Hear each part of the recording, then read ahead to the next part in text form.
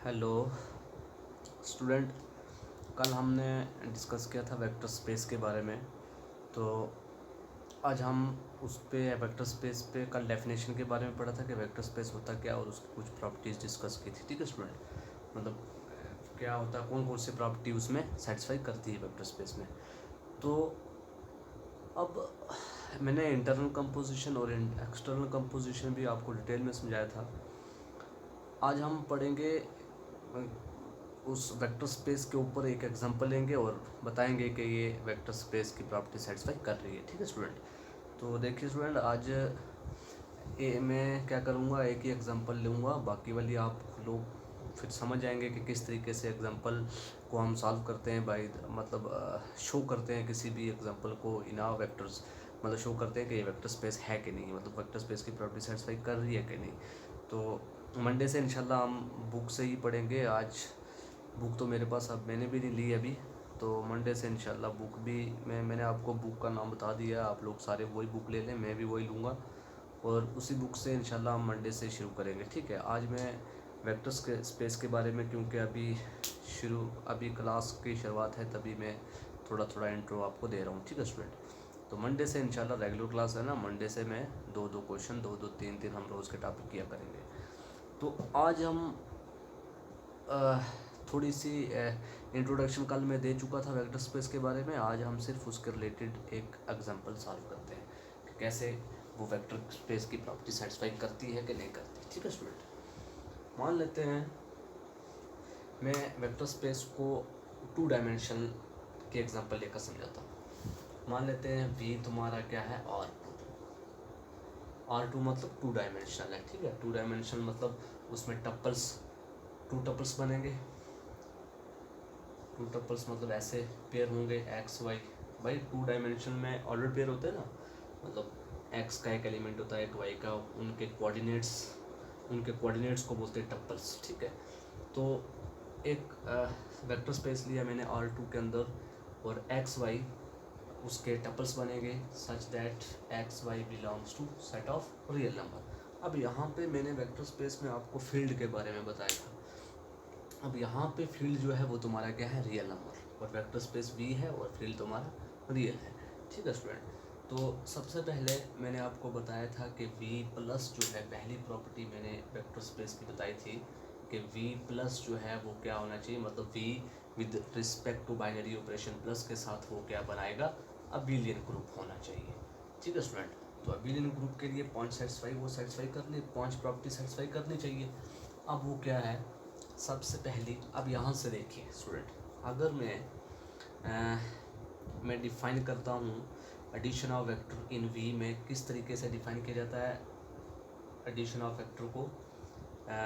Suppose जैसे आपके पास है एक्स वाई, ठीक, एक्स वाई को जब मैं ऐड करूँगा, कोई दूसरा एलिमेंट ले लूँ ए बी, ठीक है, तो इसको ऐड करने के बाद हमारा रिजल्ट ये मिलता है एक्स प्लस ए कामा वाई प्लस बी। ठीक है स्टूडेंट, वेक्टर स्पेस में हम जब एडिशन ऑफ वेक्टर लगाते हैं, मतलब इस मैंने आपको समझाया था ना, वेक्टर का मतलब कि जो वी के अंदर एलिमेंट्स होंगे उन्हें हम दीज आर कॉल्ड वेक्टर्स बोलेंगे। ठीक है ना, तो मैं कल डेफिनेशन बता चुका हूँ कि इनके जो एलिमेंट्स होंगे उसको वेक्टर बोलते हैं। तो मैं वही कह रहा हूँ कि हम addition of vector in V के अंदर किस तरीके से लिखते हैं, जैसे कि मैंने एक्स वाई एक आर का एलिमेंट ले लिया और प्लस ए बी को, और रियल नंबर, ये भी रियल नंबर है, ये भी रियल है, ये भी रियल है, ये भी रियल है।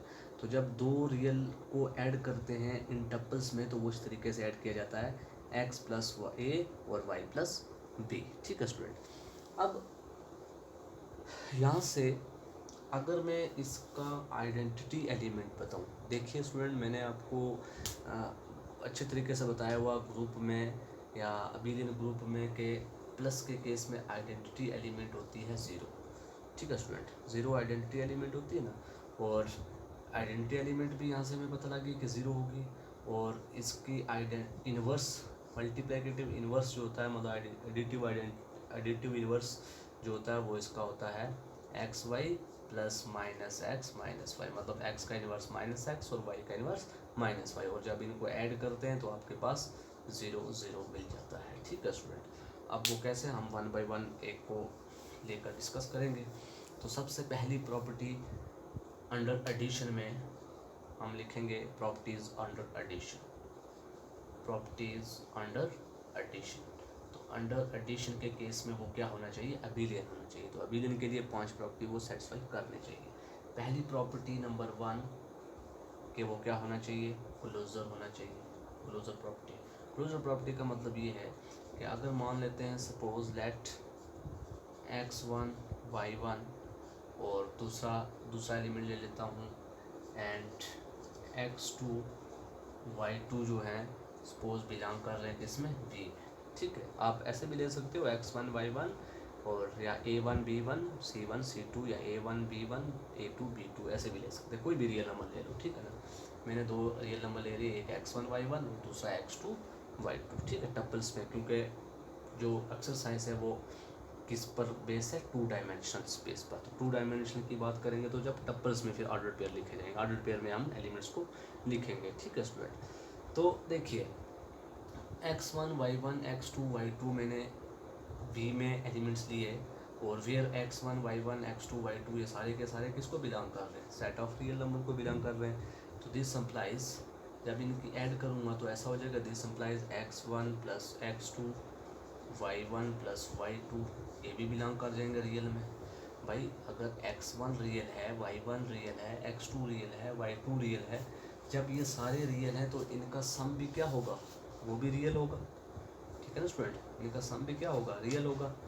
अब दिस इम्प्लाइज या therefore x1 y1 plus x2 y2, जब इनको प्लस करूँगा, मैंने अभी बताया कि जैसे एक्स वाई ऐसे होता है, X Y plus A P, तो उसको कैसे लिखा जाता है, X A plus Y P. Similarly x1 y1 plus x2 y2 कैसे लिखेंगे, x1 plus x2 x1 plus x2 और कामा y1 प्लस y2, तो ये बन जाएगा। अब ये भी क्या है, also बिलोंग्स टू v। भाई अगर ये v में है, ये v में है, तो इन दोनों का प्लस भी किस में होगा, v में ही होगा। तो हम कह सकते हैं v जो है वो क्या है, क्लोज्ड है। ठीक है student, v is closed under addition. ठीक, आई होप आपको समझ आया होगा। ये मैं जर्नल एग्जांपल लेकर समझा रहा हूँ। R2 में x और y मैंने जर्नल एलिमेंट्स लिए, कुछ भी x y की जगह कोई भी एलिमेंट्स हो सकते हैं। तो जब हम एक्सरसाइज में क्वेश्चन करेंगे तो एक्सरसाइज में x और y की वैल्यू दी होंगे। ठीक है, तो फिर आपको उस हिसाब से ले लेंगे, फिर उस हिसाब से आइडेंटिटी इन्वर्स भी चूज़ करना, उस हिसाब से आइडेंटिटी एलिमेंट भी चूज़ करना होता है। तो अब पहली प्रॉपर्टी सेटिस्फाई होगी। अब दूसरी property number 2 associativity, associative property. Associative में क्या होता है, कोई 3 एलिमेंट लिए जाते हैं, मतलब that x1 y1 x2 y2 and x3 y3 belongs to v। ठीक है स्टूडेंट, तो अगर ये तीनों के तीनों v में बिलोंग कर रहे हैं तो इट मीन्स इनका सम भी किस में बिलोंग करना चाहिए, वो भी v के अंदर बिलोंग करना चाहिए, तभी जाके एडिशन इज एसोसिएटिव होगा। तो आपको पता है अगर ये v में है, ये v में है, ये v में है, तो clearly x1 y1 plus x2 y2 होता है ना, a प्लस बी प्लस सी की जगह पर लिख लो x3 y3 इक्वल टू, जब इसको सॉल्व करेंगे तो क्या होगा, x1 को x2 के साथ प्लस कर दो। ठीक है ना, x1 प्लस x2 कामा y1 प्लस y2 ये हो जाएगा, और बाहर वही रहेगा x3 y3। ठीक है स्टूडेंट, आई होप आपको ये समझ आ रहा होगा। अब देखिए, अब जब इसको इसके साथ प्लस करेंगे तो क्या लिखेंगे, x1 plus x2 plus x3, फिर y1 plus y2 plus y3, तो ये फिर वही फॉर्म बन जाएगी x1 plus x2 plus x3 फिर कामा y1 फिर y2 प्लस y3। तो it means a plus B plus C लिखो या a plus C plus B लिखो, एक ही बात है। तो ये भी एसोसिएटिव प्रॉपर्टी सेटिस्फाई कर जाएगा। ठीक है स्टूडेंट, तो आई होप आपको ये समझ आया होगा। ठीक है, ये कोई मुश्किल नहीं है, ये जर्नल केस में केस लेकर आपको समझा रहा हूँ। जब हम क्वेश्चन करेंगे तो फिर आपको और ज़्यादा बेहतर से समझ आ जाएगा। ठीक है, अब similarly existence of additive identity इसकी तीसरी होती है, एग्जिस्टेंस ऑफ एडिटिव आइडेंटिटी। तो एडिटिव आइडेंटिटी के लिए आपको कोई भी for all x1 y1 belongs to v, सारे एलिमेंट्स मतलब x1 y1 v के लिए देयर एग्जिस्ट एक अंडर एडिशन के लिए एक एग्जिस्ट नंबर एग्जिस्ट करेगा, कौन सा 0 और 0 जो अल्सो किस में बिलोंग कर रहा होगा, v में बिलोंग कर रहा होगा, सच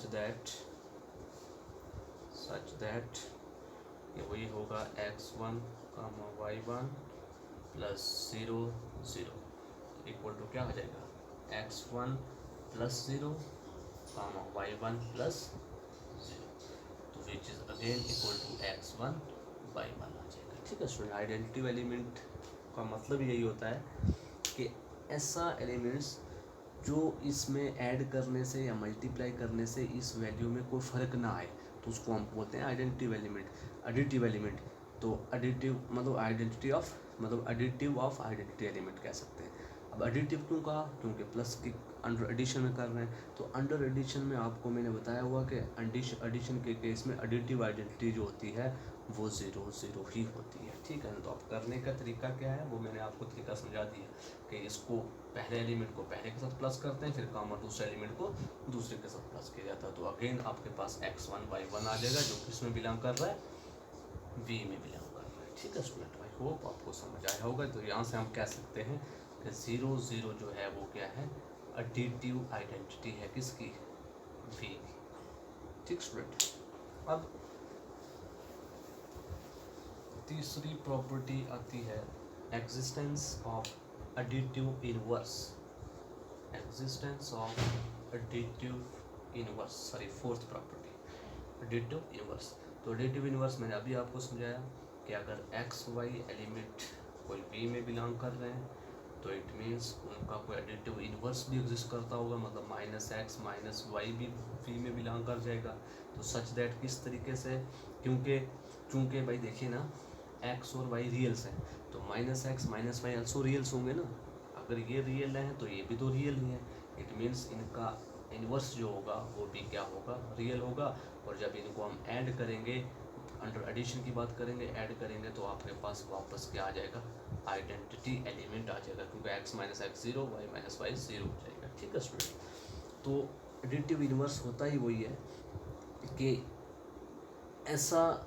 ऐसे एलिमेंट्स आपको चूज़ करने होते हैं उनके इनवर्स में कि जिनको ऐड करने पे हमें क्या मिल जाए, आइडेंटिटी मिल जाए, तो वो होता है एडिटिव इनवर्स। तो देखो ना -x और -y जब इसके साथ ऐड करेंगे तो हमें आइडेंटिटी मिल जा रही है 0 0, क्योंकि 0 0 अभी मैंने बताया 0 0 आइडेंटिटी एलिमेंट होता है।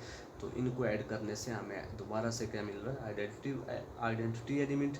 तो हम कह सकते हैं -x और -y क्या है, एग्जिस्टेंस ऑफ एडिटिव इनवर्स हैं। और हम ये भी कह सकते हैं यहाँ से कि यहाँ से हम ये कह सकते हैं कि -x और -y क्या है, additive inverse of x y है। ठीक है स्टूडेंट, और फॉर ईच x y जो है वो किस में बिलोंग कर रहे हैं, y में बिलोंग कर रहे हैं। अब सिमिलरली कम्यूटेटिव के लिए फिफ्थ प्रॉपर्टी अबिलियन ग्रुप की कम्यूटेटिव होती है। तो कम्यूटेटिव के लिए आप मान लेते हैं late x1 y1 x2 y2 belongs to v, मान लेते हैं ये v में बिलोंग कर रहा है। तो इट मीन्स जब इनको ऐड करूँगा x1 y1 plus x2 y2 which is equal to क्या आ जाएगा, x1 plus x2 y1 plus y2। ठीक है स्टूडेंट, और x2 plus x1 y2 plus y1 को हम ऐसे भी तो लिख सकते हैं x2 और विच इज इक्वल टू, हम इसको अगेन अगर x1 y1 plus x2 y2 आ रहा है, x1 plus x2 y1 plus y2, तो आप ऐसे भी तो लिख सकते हैं x2 y2 plus x1 y1 भी करोगे तब भी आपके पास ये रिजल्ट आएगा, मतलब a प्लस बी करोगे या b प्लस a करो एक ही बात है। तो यहाँ से हम कह सकते हैं क्या है, कम्यूटेटिव प्रॉपर्टी भी सेटिस्फाई कर रही है। हम तो कह सकते हैं यहाँ से कि addition is commutative in v। ठीक है स्टूडेंट, आई होप आपको यहाँ तक समझ आ गया होगा। अब कुछ स्केलर मल्टीप्लिकेशन की बात करते हैं। तो स्केलर मल्टीप्लिकेशन में भी वही होगा, हम लिखेंगे प्रॉपर्टीज अंडर स्केलर मल्टीप्लिकेशन। तो स्केलर मल्टीप्लिकेशन में कुछ स्केलर चूज करना पड़ेगा, जैसे कि मान लेते हैं let A belongs to R, ठीक है। ए मतलब फील्ड, अब फील्ड क्या है इधर, आर में पहले बता चुका हूँ, तो ए फील्ड में बिलोंग कर रहा है, तो फील्ड क्या है आर, मान लेते हैं ए आर में है, और एक्स वाई किसको बिलोंग कर रहे हैं, वी को। तो देन ए इंटू एक्स कामा वाई किसके बराबर हो जाएगा, ए इंटू एक्स कामा ए इंटू वाई, ठीक है स्टूडेंट। अब ए एक्स ए वाई आल्सो किस में बिलोंग कर रहे हैं, पी में बिलोंग कर रहे हैं, तो हम यहाँ से कह सकते हैं कैसे, बिकॉज क्यों, क्योंकि भाई ए किस में बिलोंग कर रहा है, आर में, एक्स किसको बिलोंग करता है, ये भी आर को बिलोंग करता है, लेकिन उनका प्रोडक्ट भी किसको बिलोंग करेगा, आर को ही बिलोंग करेगा। तो जब उनको ऑर्डर्ड पेयर में हम लिखेंगे तो वो किस में बिलोंग कर देंगे, R2 में बिलोंग कर देंगे, तो R2 किसके बराबर है, V के बराबर। इट मीन्स हम कह सकते हैं ए एक्स कामा ए वाई किस में चला जाएगा, V में चला जाएगा, ठीक है स्टूडेंट। तो सिमिलरली इसके 2-3 आगे डिस्ट्रीब्यूटिव लॉज हैं, वो भी आप इसी तरीके से फाइंड कर सकते हैं। कि दूसरा है, हम मान लेते हैं ए आर में बिलोंग करता है, और x1 y1 x2 y2 किस में बिलोंग कर रहे हैं, V में। तो जब इनके साथ में a को मल्टीप्लाई करूँगा तो आपके पास वापस से वही आ जाएगा कि left hand equal to right hand. तो यहाँ से ये प्रॉपर्टी भी सेटिस्फाई, मतलब मल्टीप्लिकेशन अंडर स्केलर मल्टी या प्रॉपर्टीज अंडर स्केलर मल्टीप्लिकेशन के केस में आप कह सकते हैं कि ये सारी को सारी प्रॉपर्टी में 4-5 प्रॉपर्टी बताई थी ना मैंने, तो सारों पाँचों की पाँचों प्रॉपर्टी सेटिस्फाई कर देती हैं। तो हम कह सकते हैं hence V is a vector space over R, ठीक है स्टूडेंट।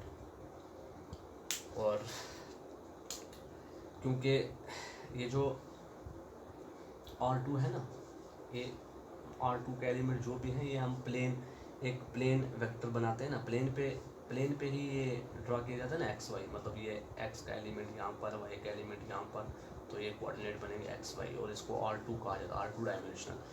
तो इसको हम कहते हैं प्लेन। तो हम कह सकते हैं प्लेन वेक्टर जो होता है वो ऑर्डर्ड पेयर में लिखा जाता है। एक प्लेन वेक्टर जो होता है वो ऑर्डर्ड पेयर होता है, मतलब x Y, x comma y. तो प्लेन वेक्टर को हम ऑर्डर्ड पेयर भी कहते हैं, ऑर्डर्ड पेयर ऑफ रियल्स ही होते हैं ना, क्योंकि R2 है तो रियल्स ही होंगे। तो आई होप आपको समझ आ गया होगा। तो इस तरीके से हम वेक्टर स्पेस की प्रॉपर्टीज़ को सेटिस्फाई करते हैं, ठीक है। कल मैंने वेक्टर स्पेस की प्रॉपर्टीज़ बताई थी आपको, आज मैंने एग्जांपल लेकर समझा भी दिए कि कैसे सेटिस्फाई करते हैं, ठीक है स्टूडेंट। तो आज बुक नहीं है मेरे पास, तो मंडे से इंशाल्लाह बुक से हम डिस्कस करेंगे, ठीक है। आई होप आपको आज का लेक्चर समझ आया होगा। Thank you student.